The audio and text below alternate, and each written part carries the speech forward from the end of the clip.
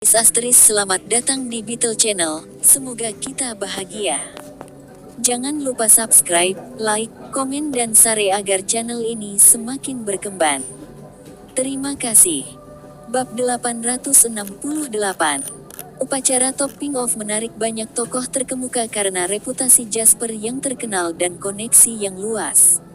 Antara lain, penampilan Zachary Law di acara tersebut saja sudah menarik banyak perhatian. Tidak buruk, saya mendengar bahwa banyak selebriti dari Harbor City telah mengajukan diri untuk menghadiri acara ini. Sesuatu seperti itu benar-benar langka. Duduk di salah satu ruang resepsi di South Face River Tower, Zachary tertawa kecil ketika dia menatap upacara yang meriah dan berlangsung di luar gedung. Resepsi besar itu kosong kecuali Jasper dan Zachary. Sementara itu, Henry duduk di sisi pintu seolah menjadi maskot acara tersebut. Semua orang merasa berkewajiban untuk menunjukkan dukungan mereka. Jasper terkekeh. Kamu sekarang adalah bos besar dalam industri hiburan. Selebriti itu pasti harus berurusan dengan dua perusahaan hiburan di bawah Anda. Tidak ada yang berani untuk tidak menunjukkan dukungan mereka kepada Anda. Zachary tampaknya dalam suasana hati yang baik hari itu ketika dia bercanda dengan Jasper untuk sementara waktu. Namun, kerutan terbentuk di wajahnya begitu dia berbalik untuk melihat Henry. Ada apa dengan jet pribadimu itu? Zachary bertanya dengan ekspresi gelap di wajahnya. Saya membelinya dengan uang yang saya hasilkan sendiri. Itu bukan urusanmu, kata Henry dengan nada sedih. Zachary marah dengan tanggapannya. Uang yang kamu hasilkan sendiri. Apakah Anda pikir saya tidak tahu berapa banyak uang yang dipinjamkan Jasper kepada Anda? Dia membayar setengah dari jet pribadi itu. Beraninya kamu mengatakan bahwa kamu membelinya dengan uangmu sendiri. Dia menggonggong padanya. Selain itu, jet pribadi itu diparkir di ruang kita sekarang. Keluarga kami membayar kru pemeliharaannya. Beraninya kau memberitahuku bahwa itu bukan urusanku. Aku anakmu. Apakah Anda perlu begitu perhitungan dengan saya atas setiap hal yang saya lakukan? Henry bertanya dengan getir. Ketika aku mengambil alih bisnis keluarga kami dari kakekmu saat itu, aku menggunakan mobil yang diturunkan kakekmu kepadaku. Saya tidak akan pernah berani memikirkan jet pribadi. Apa yang saya katakan? Yang Anda tahu hanyalah menikmati hidup. Anda tidak pernah memikirkan dari mana kemewahan itu berasal. Biarkan aku memberitahumu sekarang. Jika Anda terus menjadi gelandangan seperti itu, saya akan mewariskan semua properti kami kepada Ana di masa depan. Ketika itu terjadi, Anda harus mengandalkan dana perwalian keluarga untuk pengeluaran harian Anda. Saya akan memberi Anda uang saku beberapa juta dolar setiap bulan. Mari kita lihat apa yang akan terjadi padamu nanti. Tidak, saya tidak bisa hidup sehari pun dalam kemiskinan seperti itu. Henry berteriak ketakutan. Zachary dan Henry keduanya berbalik untuk melihat Jasper, yang telah menyemburkan seteguk teh, dengan pandangan aneh. Tidak apa-apa, maaf mengganggu. Silakan lanjutkan, kata Jasper sambil melambaikan tangannya dengan canggung. Dia segera menyeka air di atas meja kopi. Kehidupan seorang bangsawan benar-benar luar biasa. Bahkan seorang putra yang tidak patuh dapat menerima tunjangan bulanan beberapa juta dolar. Di era ini, orang biasa bahkan mungkin tidak dapat menghasilkan beberapa juta dolar sepanjang hidup mereka. Di mata seorang bangsawan, beberapa juta dolar hanyalah uang saku bulanan mereka. Henry berbalik dan memberitahu ayahnya, "Ayah, mengapa Anda tidak memberi saya lebih banyak uang saku? Lagi pula, Ana adalah adik perempuanku. Bukankah sama saja jika Anda memberikan semua properti itu kepada saya? Selain itu, aku sudah memikirkannya. Mengapa saya harus mengikuti jejak Anda dan kakek? Kalian berdua selalu lelah. Mengapa saya harus bekerja keras? Kakek lebih pintar darimu, dia sudah lama pensiun.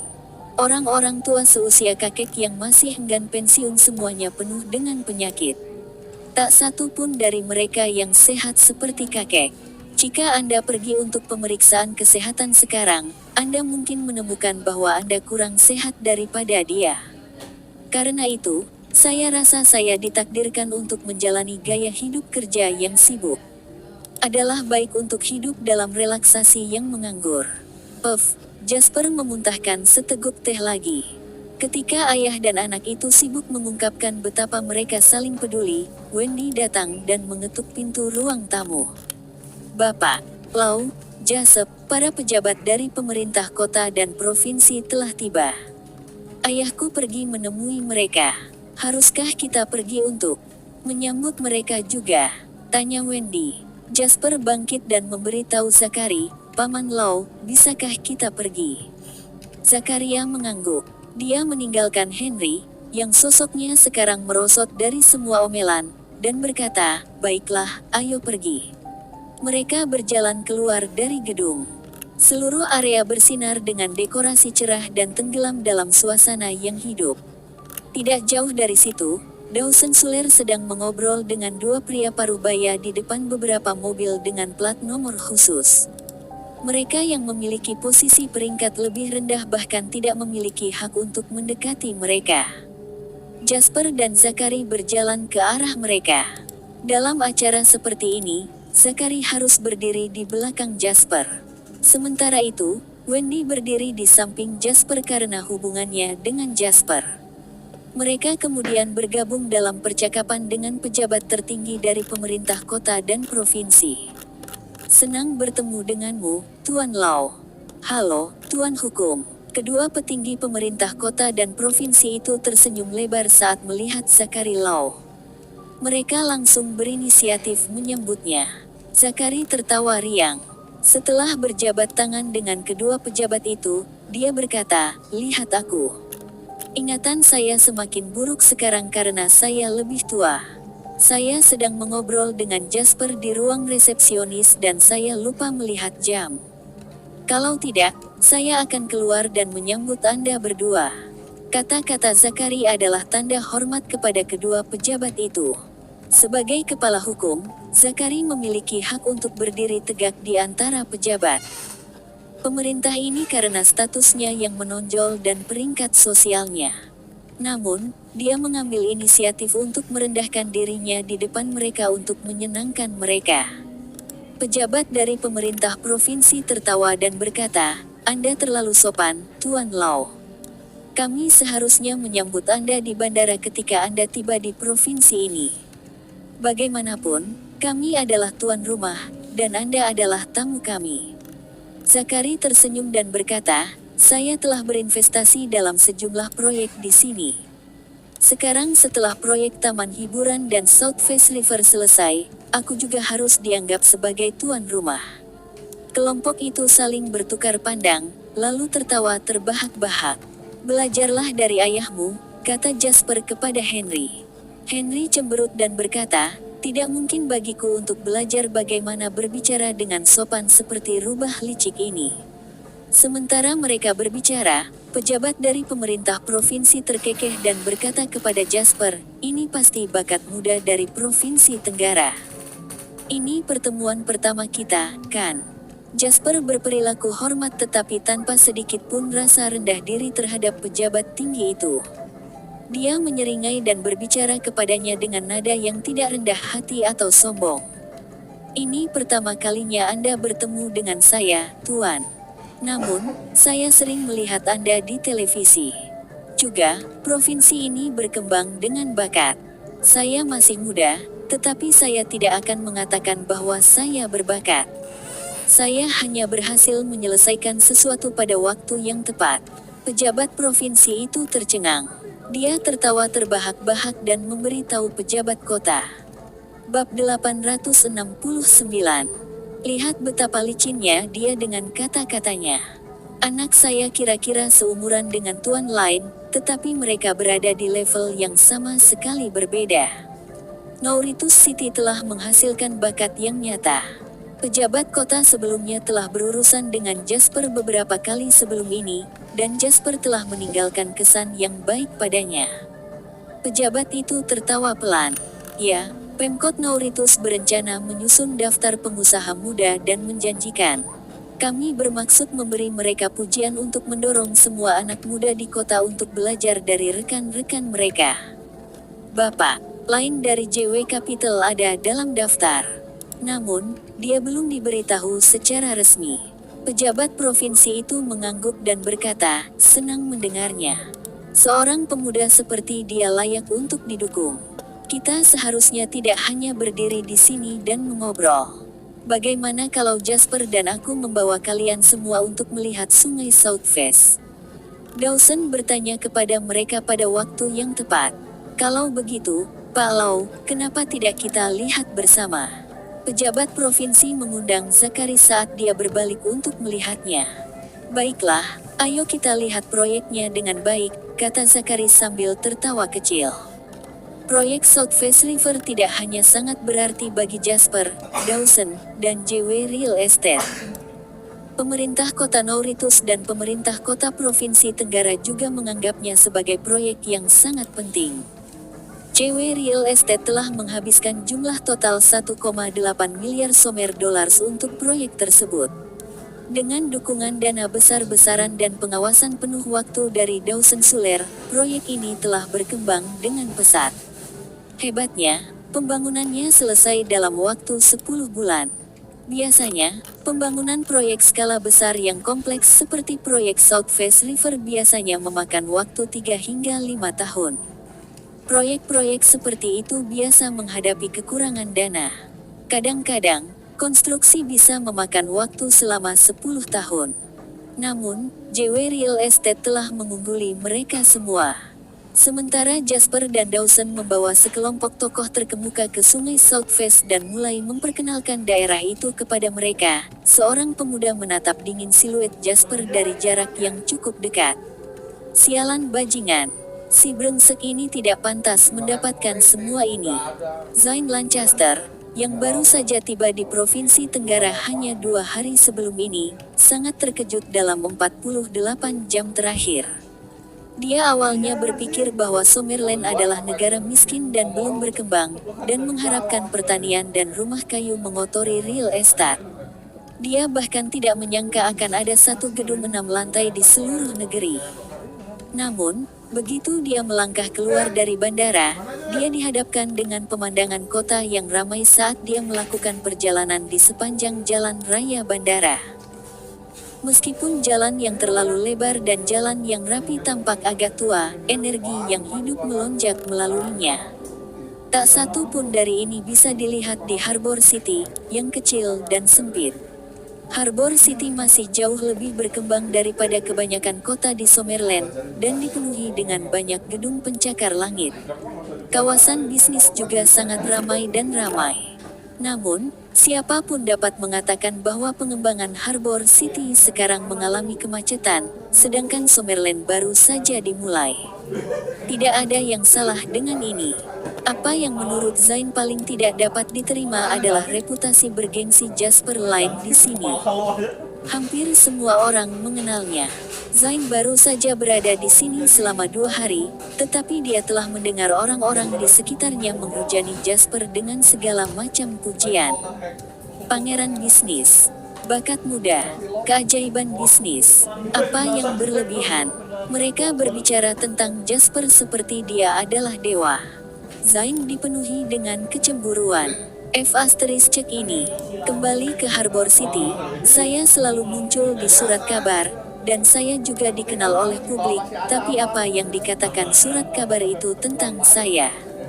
Mereka melaporkan pembelian saya baru-baru ini, pengeluaran saya, atau wanita yang telah saya tiduri. Laporan-laporan itu membuatku tampak seperti orang brengsek yang tidak berguna. Mitch Langdon berdiri di samping Zain. Tatapannya melintas dengan ambigu saat dia menjawab dengan nada datar, bukankah kamu brengsek yang tidak berguna? Koran-koran itu hanya mengatakan yang sebenarnya kepada semua orang. Bab 870. Apakah Jasper Line lebih baik dari saya? Apakah dia memiliki lebih sedikit wanita di sekitarnya daripada saya? Zain mendengus kesal. Ini tidak ada hubungannya dengan wanita.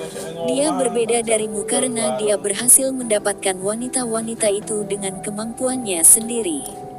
Bagaimana denganmu? Apakah ada wanita yang pernah mendekati Anda setelah Anda meninggalkan ayah Anda? Mitch bertanya dengan seringai dingin. Petik 2 titik. Zain dibuat terdiam. Namun demikian, kecemburuan di wajahnya tumbuh jauh lebih kuat dan lebih jelas. Lihat betapa senangnya Lau. Sebagai tuan muda dari Harbor City, dia benar-benar memalukan. Dia sangat senang menjadi pengikut orang lain. Dia bertingkah seperti asisten mereka, dia tidak punya apa-apa untuk dibanggakan. Zain mendengus kesal. Setidaknya dia tidak bergantung pada uang keluarganya dan berhasil membeli jet pribadi untuk dirinya sendiri. Apakah Anda pikir kami memiliki kemampuan untuk melakukannya? Mitch bertanya padanya. Zain berbalik untuk melihat Mitch. Anda selalu mengatakan kepada kami bahwa mereka baik, dan kami tidak berharga, Tuan Langdon. Apakah benar-benar menyenangkan melakukannya? Dia bertanya pada Mitch dengan tidak suka. Apakah kamu pikir aku ingin melakukannya? Mitch mencibir dan menjawab, namun, itu adalah kebenarannya. Mari kita tunggu beberapa hari lagi. Segera, dia tidak akan memiliki kesempatan untuk melompat bebas seperti ini lagi. Apa yang salah dengan itu? Tiba-tiba, Zain sepertinya memikirkan sesuatu. Dia merendahkan suaranya dan bertanya pada Mitch, Tuan Langdon, bagaimana rencana yang Anda sebutkan sebelumnya berlangsung? Jika semuanya berjalan lancar, Jasper lain akan kurang beruntung hari ini, kan? Mitch melirik Zain dengan mata terbelalak dan menjawabnya dengan suara rendah, ini bukan Harbor City. Jasper lain mungkin memiliki mata dan telinga di mana-mana, jadi sebaiknya Anda berhati-hati dengan kata-kata Anda. Jika Jasper mendengar tentang semua ini, Anda dan saya akan berada dalam masalah besar. Zain melengkungkan bibirnya tidak suka. Dia pikir dia siapa? Bahkan jika dia mendengarnya, apa yang bisa dia lakukan padaku? Katanya dengan nada kesal. Sementara Zain dan Mitch berbicara satu sama lain dengan suara pelan di kejauhan, Henry menepuk lengan Jasper. Lihat ke sana. Mengapa kedua orang bodoh itu ada di sini? Henry berkomentar dengan ekspresi penasaran di wajahnya. Dia tampak seperti akhirnya menemukan sesuatu yang menggelitik minatnya dan menghiburnya di tengah lautan kebosanan ini. Jasper melirik ke arah yang ditunjuk Henry. Sedikit kerutan terbentuk di wajahnya ketika dia melihat Mitch Langdon dan Zain Lancaster. Baik Bob Lancaster maupun Kennedy Langdon bukanlah teman-temannya. Meskipun Jasper telah mengirimi mereka undangan karena sopan santun, dia tidak tahu apakah mereka akan menghadiri acara tersebut karena mereka tidak memberitahu dia sebelumnya. Mitch dan Zain ada di sini di acara. Itu, bukan Bob dan Kennedy. Apa yang mereka coba lakukan? Mereka ada di sini tanpa undangan. Apa artinya itu? Oleh karena itu, Jasper merasakan sesuatu yang aneh sedang terjadi. Saat Jasper berpikir tentang bagaimana menangani situasi ini, Henry berjalan ke arah mereka dengan seringai lebar di wajahnya. Jangan menimbulkan masalah. Jasper hanya punya waktu untuk memberinya satu pengingat. Saya tahu. Ini hari besarmu hari ini. Saya tidak akan membuat masalah, kata Henry, melambaikan tangannya dengan acuh tak acuh. Dia bahkan tidak berbalik untuk melihatnya. Proyek South Face River telah selesai. Ini adalah rencana rekonstruksi kota terbesar untuk kota kami sejak dibuka ke dunia. Dengan proyek ini, JW Real Estate memecahkan rekor waktu konstruksi nasional karena kekuatan finansial yang kuat, konsep desain yang canggih, dan dukungan dari pemerintah kota dan provinsi. Seluruh pembangunan South Bank yang tandus di South Face River selesai dalam waktu 10 bulan. Sementara itu, Wendy yang berdiri di samping Jasper mulai memberikan gambaran proyek South Face River kepada pejabat provinsi dan kota. Secara alami, dia tidak lupa untuk menghujani mereka dengan pujian sesekali. Jasper berpaling dari Mitch dan Zain setelah mendengar perkenalan Wendy yang fasih. Kemudian, dia melanjutkan bersosialisasi dengan dua pejabat dengan saksama. Di sisi lain, ekspresi Mitch dan Zain langsung berubah ketika mereka melihat Henry berjalan ke arah mereka dengan seringai lebar di wajahnya. Secara naluriah, mereka berusaha menghindarinya dengan berjalan pergi. "Hei, kenapa kalian lari setelah melihatku? Apa aku begitu menakutkan?" Henry memanggil mereka berdua, yang sekarang telah berpaling darinya. Zain dan Mitch tidak bisa berpura-pura tidak mendengarnya dalam situasi seperti itu. Bagaimanapun, mereka semua adalah orang-orang berstatus. Jika mereka benar-benar melarikan diri dari Henry, itu akan sangat memalukan. "Tuan Muda Hukum, kami tidak melakukan apapun untuk memprovokasi Anda," kata Zain dengan jijik sambil menatap Henry. Dia tidak bisa dibandingkan dengan pria kaya manapun dari 4 keluarga terkaya di Harbor City. Meskipun Bob Lancaster adalah tokoh terkemuka di Harbor City, dia tidak ada apa-apanya dibandingkan dengan Zachary Law dan Kennedy Langdon. Henry cenderung menargetkan Zain yang paling di antara kelompok pemuda generasi kedua, yang menyebabkan Zain diliputi frustrasi setiap kali dia melihat Henry.